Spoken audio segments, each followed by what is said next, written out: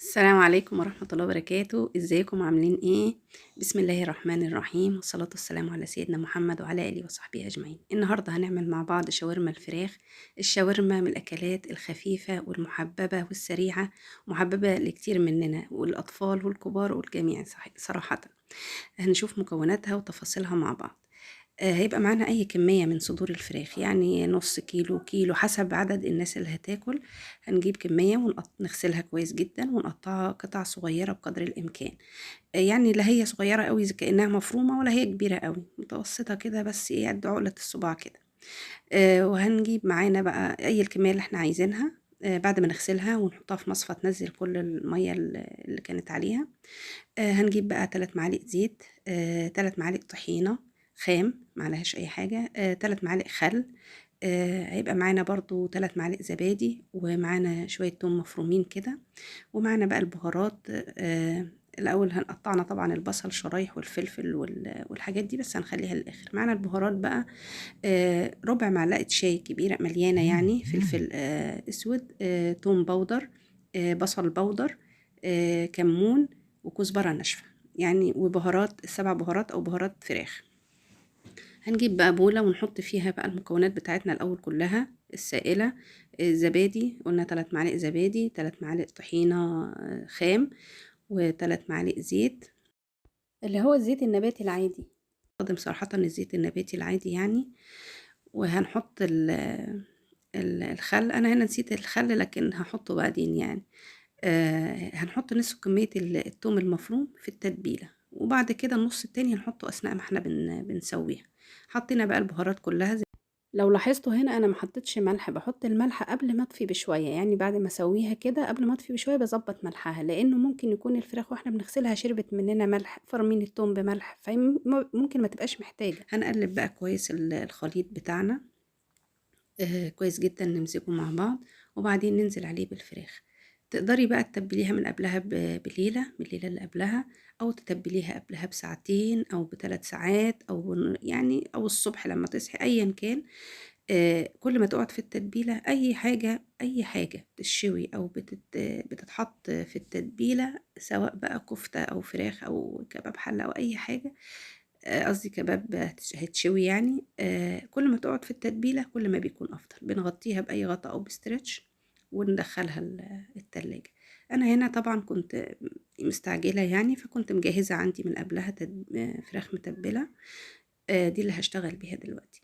بس عامة أحيانا بكون مستعجلة صراحة وبعملها على طول، يا دوب أتبلها وأبدأ يعني أشتغلها على طول، يعني مش شرط إن أنا لو مستعجلة اشتغليها على طول، بتكون حلوة وجميلة.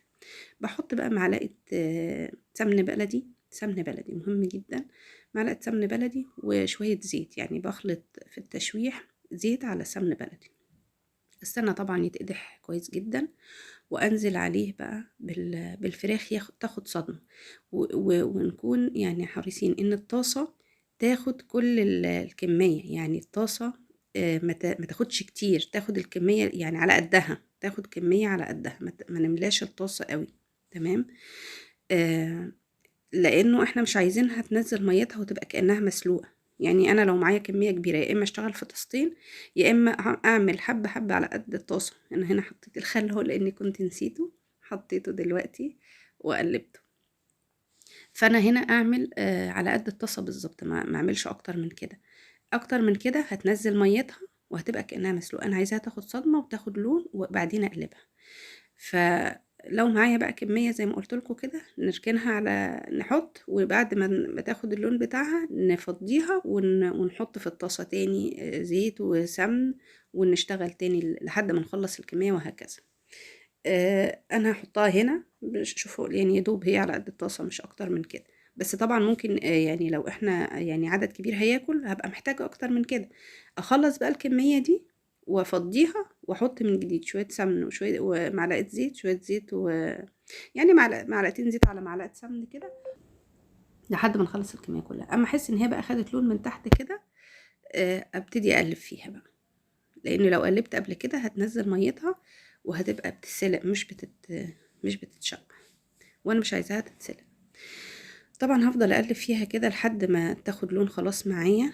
بعد ما تاخد لون معايا واتأكدت ان الفراخ كلها خلاص اتسمغت كده باللون، لونها اتغير بقى وابتدت كأنها استوت. تقريبا بتاخد 3/4 تسوية في المرحلة دي، او الخطوة دي هتاخد 3/4 تسوية، مش اكتر من كده. لان انا محتاجة دلوقتي لما اعمل البصل بتاعها والفلفل الالوان تاخد برضو جزء معاه تاني. كده بقى هي اخدت اللون معايا، بفضيها بقى في طبق تاني كده، واحط نفس الطاسة هي على النار، احط فيها شوية زيت قليلين، وبرضو مع حبة سمنة قليلين، حوالي نص معلقة سمنة كده ولا حاجة. والبصل اللي انا مقطعاه بقى جوانح او شرايح كده. تقطيع البصل برضو يرجع لكم، يعني في ناس ما تحبش البصل يبقى ظاهر قوي في الاكل او كبير وواضح، فمقطعيه صغير مفيش مشكلة. والكمية البصل برضو بترجع يعني لكل حد، عايزة بصل كتير عايزة بصل قليل. هي بصراحة الشاورما بتحب البصل كتير، بس برضو في ناس او في اطفال ما بيحبوش البصل في الاكل كتير، فدي بترجع ليكي انتي او للي بيعمل الشاورما حسب رغبة الاسرة يعني، او اللي هياكلها. كمان الفلفل الالوان يعني احيانا ما بيبقاش متوفر عندي كل الالوان، يعني ممكن احط فلفل احمر بس، اصفر بس، المتوفر يعني. ف ففي ناس بتحط فلفل اخضر، يعني انا يعني ما بحبذوش قوي بصراحة، يعني انا بحب الفلفل الاصفر والاحمر وبس يعني. لكن برضو حسب الرغبة، اللي يحب يحط فلفل اخضر ممكن ساعات احطه برضو، بس يعني بفضل الاصفر والاحمر اكتر. هنحط بقى البصل ياخد تشويحة كده، تشويحتين لوحده الأول، وبعد كده أضيف عليه الفلفل الألوان. أنا مش عايزاه يطبخ، يعني مش عايزاه يستوي قوي، أنا عايزاه يعني ياخد تشويحة بس كده، يعني يدوب كده بسيط. وبعد كده أضيف عليه الشاورما علشان يكملوا مع بعض. الشاورما يعتبر كده 3/4 سوا، أو يعني يعتبر 80% سوا، والفلفل والبصل يوصلوا للدرجة دي. وبعد كده أضيفهم على بعض، أضيفهم على بعض بقى ياخدوا تقليبة كده، باقي 20% أو 25% تسوية مع بعض. وبرضو عايزة الفلفل يبقى يعني بيقرمش في الشاورما، مش مستوي يعني مش مسلوق، لا يعني مش عايزاهم يستووا أوي مع بعض، يعني أقصد يوصل لدرجة إن هو مهري يعني. لما ياخد تقلبتين مع بعض، اذا حاسه ان لسه الفراخ ما استوتش، يعني ممكن يكون حد يعني ما ادهاش حقها في التسويه في المرحله الاولى، سيبيها، هدي عليها النار وسيبيها شويه، او غطيها كده 3 4 دقايق كده، هتستوي ان شاء الله.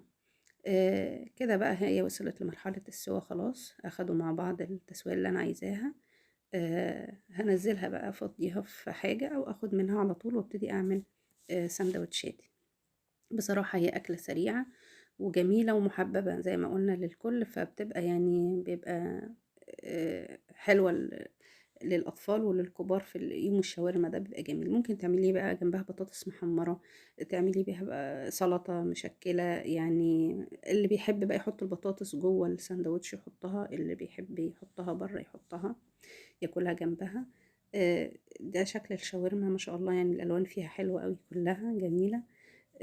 تحبي تاكليها بقى تعملوها في عيش اللي هو العيش السوري ده، او عيش مصري البلدي، او العيش التورتيلا بتاع الشاورما، او عيش فينو، يعني ده برضو حسب الرغبة. بنحط سلطة الطحينة، احنا عاملين سلطة طحينة في البيت برضو. بنحط بس تكون سلطة طحينة مش خفيفة، تكون يعني تقيلة شوية كده علشان نقدر نفردها على الرغيف، ومش تشر معانا، يعني ما تبقاش سائلة يعني فتشر وتنقط من اللي بياكل. حطيت انا هنا خيار، وحطيت بطاطس جوه الساندوتش، زي ما قلنا ممكن البطاطس تتاكل بره، مش لازم نحطها جوه الساندوتش. طبعا برضو بنحط المكونات اللي جوه حسب الرغبه، في ناس ما بتحبش الخيار جوه الساندوتش او البطاطس جوه. بصراحه تحفه وجميله، هي مش محتاجه اصلا اي اضافات حقيقيه، يعني مش محتاجه اي اضافات. هنا بقى عملنا ساندوتش تاني، حطينا جرجير، وممكن تحطي كابوتشا او تحطي اي نوع انت عايزاه، شرايح خيار، شرايح طماطم، شرايح بصل، ايا كان ني يعني. حطيت هنا في الساندوتش التاني مايونيز. ممكن في حد ما يحبش يحط مايونيز ولا كاتشب، مش لازم يحط، بس سلطة الطحينة. انا هنا حطيت في الساندوتش ده كاتشب ومايونيز. طبعا شكل الساندوتش بصراحة يفتح النفس. ممكن نحط جنبه بقى البطاطس بتاعتنا، بتبقى وجبة جميلة وخفيفة وسريعة. ومشبعة بصراحة لما بتتعمل في البيت، وأفضل كتير من أكل المحلات، وبتبقى مليانة فراخ، لأن احنا بنجيبها من بره بنبقى بندور على الفراخ، أو لو هي شاورمة لحمة أو شاورمة فراخ مش لاقيينها، تايهة في وسط الحاجات التانية اللي محطوطة، أو الخلطة التانية سواء بصل أو مخللات أو بطاطس. ده كانت النهاردة وجبتنا ووصفتنا، إن شاء الله يكون عجبتكم. وإذا عجبكم الفيديو ياريت تعملوا لايك وشير، وتشتركوا في القناة لو انتم مش مشتركين، وتفعلوا الجرس علشان يوصلكوا كل جديد. وياريت أشوف آرائكم في الكومنتات، بتساعدني آرائكم. وأشوفكم في وصفة جديدة إن شاء الله. والسلام عليكم ورحمة الله وبركاته، في أمان الله.